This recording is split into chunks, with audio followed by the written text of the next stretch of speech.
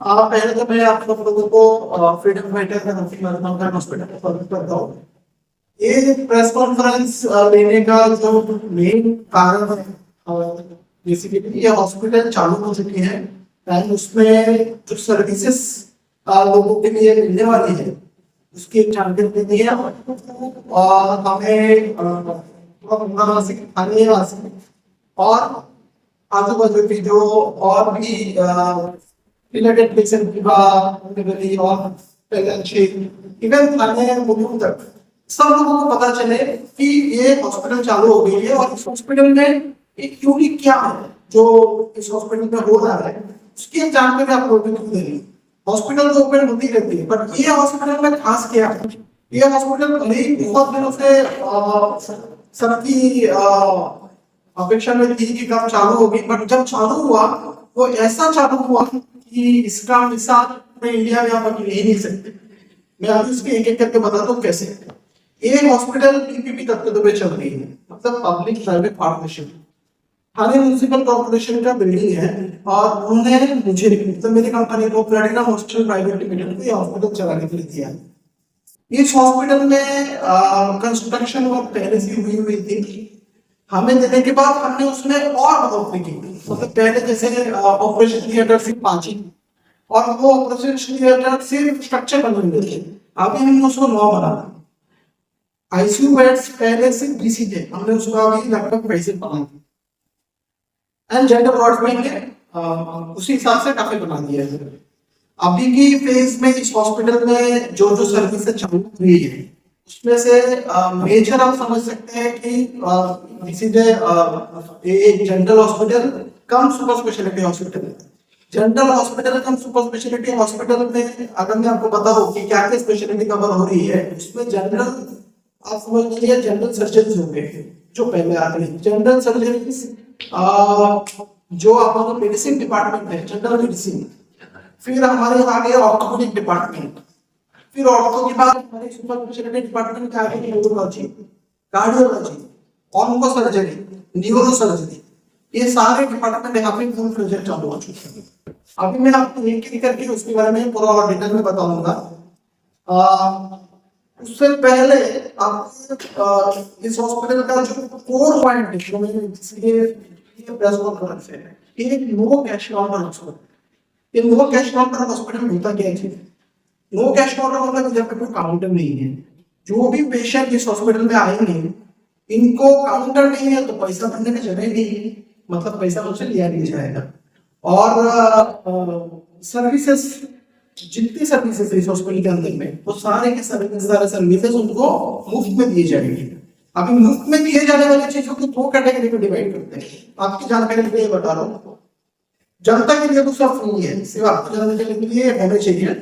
इसको 2 कैटेगरी, एक है महात्मा ज्योतिबा स्कीम जिसके अंदर में 1600 बीमारी है जिसका फ्री ट्रीटमेंट दी जाती है और एक है जो महात्मा ज्योतिबा फुले में बैठते नहीं है। जो कुछ बीमारी है जो महात्मा ज्योतिबा फुले में नहीं कवर होती उसके लिए पेशेंट को कोई भी हॉस्पिटल में जाकर पेमेंट करने पड़ता। इस हॉस्पिटल में दोनों भी फ्री। महात्मा ज्योतिबा फुले स्कीम तो महाराष्ट्र में कोई भी इंसान इस हॉस्पिटल में आएंगे उनके पास अगर 3 कलर के राशन कार्ड में से कोई भी कलर का राशन कार्ड होगा, सफेद हो गया, येलो हो गया, तीनों में से कोई भी राशन कार्ड हो उनको इस हॉस्पिटल में 1600 बीमारी का मुफ्त में इलाज होता है। नाउ जिनके पास राशन कार्ड नहीं है या जिनकी बीमारी महात्मा ज्योतिबा फुले स्कीम में नहीं बैठ रही है और वो इंसान अगर मुंब्रा या थाने म्युनिसिपल कॉर्पोरेशन के मतदार पद में रहते हैं मतलब म्युनिसिपल कॉर्पोरेशन की जुरिस्डिक्शन में उनका रेसिडेंशियल एड्रेस है उसका स्कीम में कवर ना होने वाली बीमारी का भी इधर मिलेगा।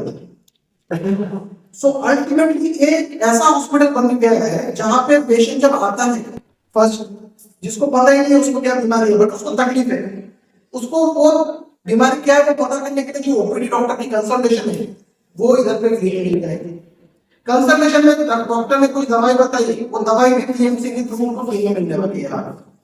दवाई लेने के बाद भी तो कम नहीं हुआ पता नहीं तो कोई बड़ी बीमारी है कि नहीं उसकी स्कैन करना हुआ वो इधर फ्री में होगी एंड सीटी स्कैन के बाद जब पता चला कि उसको क्या बीमारी है फिर उस बीमारी के लिए उसको एडमिट कर दिया जाएगा वो भी उसका फ्री में होगा। उसमें देखा जाएगा कि वो मान लो जो अपने स्कीम में गिर रहा है क्या, मान लो जो अपने स्कीम में गिर रहा है उसके पास राशन कार्ड है तो उसको फ्री में उसके बाकी इलाज की। अगर उसका मान लो जो अपने स्कीम में नहीं गिर रहा है तो उसका टीएमसी उसके लिए खर्चा वो टीएमसी देखेंगे तो उसको भी फ्री होगा। उस केस में सिर्फ आपको ये देखना होता है कि वो थाने म्युनिसिपल कॉर्पोरेशन की जुरिस्डिक्शन में रहता है, वो फ्री हो गया। ट्रीटमेंट होने के बाद, ट्रीटमेंट से सब कुछ खत्म नहीं होता है, ट्रीटमेंट होने के बाद भी कुछ डाटे होंगे कि नहीं उसमें बस तो नहीं है या कुछ इन्फेक्शन तो नहीं रह गया, बीमारी छूट तो नहीं, उसके लिए जो फॉलोअप होता है वो फॉलोअप टेस्ट भी यहाँ पे फ्री में होगा। उसके लिए जो इन्वेस्टिगेशन होगा वो भी फ्री में होगा। पेशेंट को समझो ऑर्थोपेडिक सर्जरी उसको फिजियोथेरेपी देना होगा, वो भी अगर फ्री में होगा। तो आप एक देखेंगे कि किस तरह के हॉस्पिटल बनते होगा। एक तो गवर्नमेंट हॉस्पिटल होती है जहाँ पे सारी चीजें मुश्किल फ्री मिलती है, और एक होती है पीपीपी टाइप की सेटअप जो अभी महाराष्ट्र में बन रही है। अभी ये प्राइवेट चला है, क्वालिटी भी प्राइवेट जैसा देगा मगर पेशेंट को मिलने वाली है सब कुछ नहीं।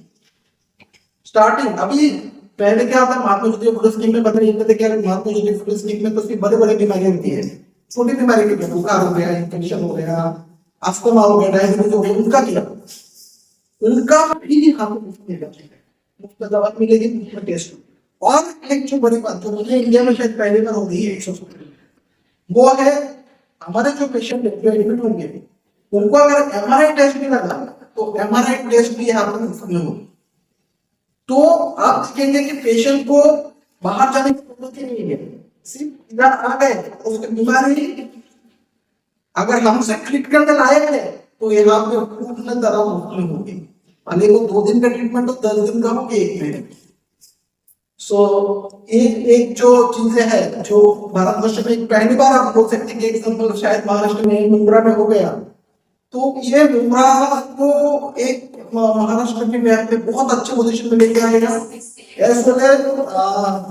मेरा ये मानना है कि इस तरह की हॉस्पिटल देख के आगे जाके शायद इंडिया में अभी मैं आपकी सवाल लेने के लिए एक सवाल है, तो अलवा छत्रपति शिवाजी हॉस्पिटल है, वो जिस तरह से जो सुविधाएं मिलती है क्या पूरी सुविधा यहाँ पे भी दी जाएगी?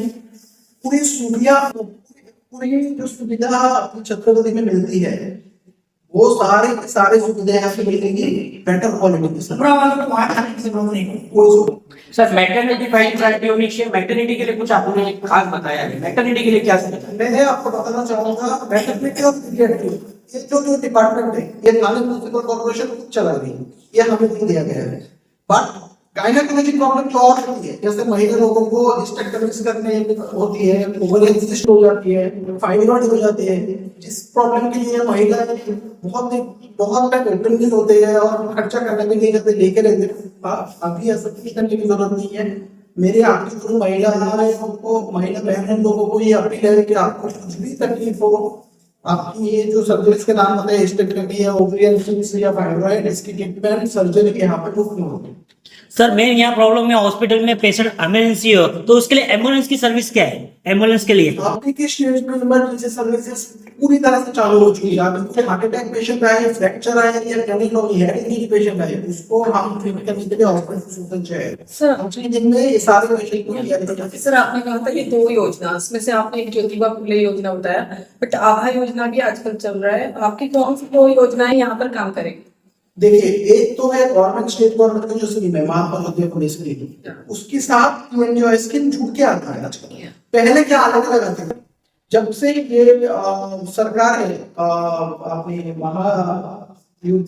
महायुति सरकार और सेंट्रल में भी बीजेपी सरकार है, तो दोनों तो अब जहाँ पे एंजॉय आता है तो अपने यहाँ पे एंजॉय आता है। आपने ये भी कहा कि अभी यहाँ पर जो है 1600 बीमारियों के बारे में, तो उसमें ऐसा आप कुछ बीमारियों का थोड़ा उसमें डिस्कस करें। बहुत कॉमन बीमारी से जान लेते हैं, जैसे मिडिल क्लास फैमिली जो बहुत कॉमन बीमारी फेस करती है, पाइल्स, फिस्टुला, एपिडेक्टमी, गॉल ब्लैडर, ये आपकी बीमारी से हर घर में होती है। क्या हुआ, एपिडेक्टमी सर्जरी कर दी है, प्राइवेट हॉस्पिटल में गया 80,000 लग गया है, गॉल ब्लैडर कितना एक में लग गया है, पाइल्स फिस्टुला तो हर घर की स्टोरी है। तो ये सर्जरी जनरल केस में सब ये नाउ बाइक चलाते चलते एक्सीडेंट हो गया, हार्ट टूट गया, किसी का घुटना रिप्लेसमेंट करना है, किसी को आर्थोस्कोपिक सर्जरी करनी है, स्पोर्ट्स के अंदर था उसका लिगामेंट टूट गया, अब ये सर्जरी हो गया।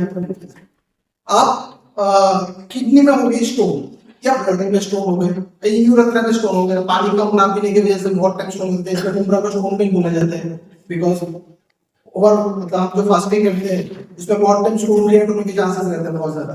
तो ये स्टोन का ट्रीटमेंट है हो जाएगा क्योंकि किधर में किडनी में स्टोन। इसके बाद जो कॉमन सर्जरीज में आते हैं बहुत देर तक रहते रहने से जिसके जो लोगों की स्पाइन में प्रॉब्लम हो जाती है उसके लिए या भाजी सामने जो लोग बुलाते हैं स्पाइन सर्जरी जरूर फ्री हो जाएगी। हेड में इंजरी हो गई है, हेड इंजरी बाइक एक्सीडेंट हो गया या ट्यूमर हो गया, ब्रेन में ट्यूमर हो गया या स्ट्रोक बैठ गया सर पे, इस स्ट्रोक की जो ट्रीटमेंट है जो छत्रपति में भी नहीं होती है अभी से यहाँ पे होगी। तो मतलब किसी को स्ट्रोक बैठ गया तो यहाँ जाना चाहिए। हेमोरॉइड स्ट्रोक, एक्सीडेंटल ब्लीडिंग ट्रॉमा यहाँ पे हो गया। घुटने रिप्लेसमेंट मैंने ऑलरेडी मतलब घुटना की ये सिर्फ सरकारी हॉस्पिटल में होती है और पूरे महाराष्ट्र में आप ये समझ लीजिए कि कुछ ही गिने चुने जगह पे जॉइंट रिप्लेसमेंट होती है। तो हमारे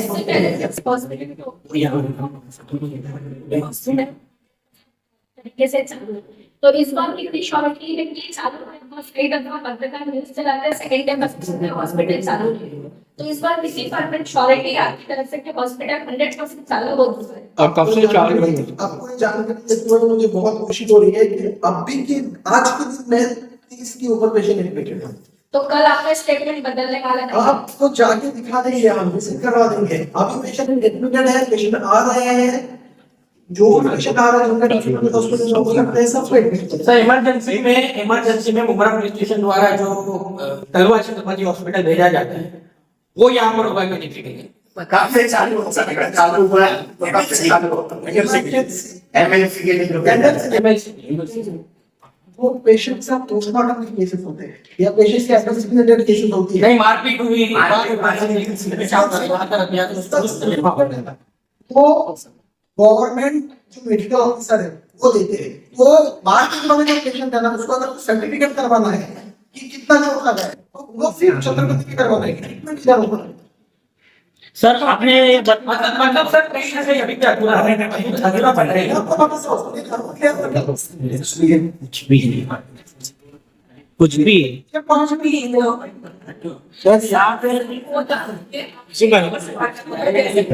हॉस्पिटल आपका मुलुंड में देखा गया एज अ हार्ट का ओनली हार्ट एंड आपने देखा कि कल्पा शिवाजी में भी जो है आपका वहाँ पर भी प्लेटिनम जो चल रहा है सिर्फ हार्ट के लिए। यहाँ पर देखा जा रहा है कि मुंबई में ज्यादातर मोस्टली ये देखा गया है कि हार्ट और दिल की मरीज ज्यादा आते हैं। तो यहाँ पर क्या कैंसर के लिए भी कोई सुविधाएं मौजूद है या नहीं? जैसा मैंने रोयल एग्जांपल दिया, मैं तीसरा एग्जांपल ऐड करना चाहूंगा कि आप ऐड कीजिए मातृश्री गंगूबाई हॉस्पिटल। मातृश्री गंगूबाई हॉस्पिटल कैसा है? किसी भी बीमारी हो पेशेंट पहुंच गया उधर नहीं है, 600 बना नहीं देता। मातृश्री गंगूबाई एग्जैक्टली कॉपी हो रही है एंड वो पर आपने जो पॉइंट रेज किया कैंसर, आप लोग को बोलते हुए मुझे बहुत खुशी होती है। हमारे सीएम साहब ने बताया इस बारे में, तो उन्होंने हमें पूरा तरह से आपको नहीं लेना है, आपको लेने देना, तुमको नहीं लेना है।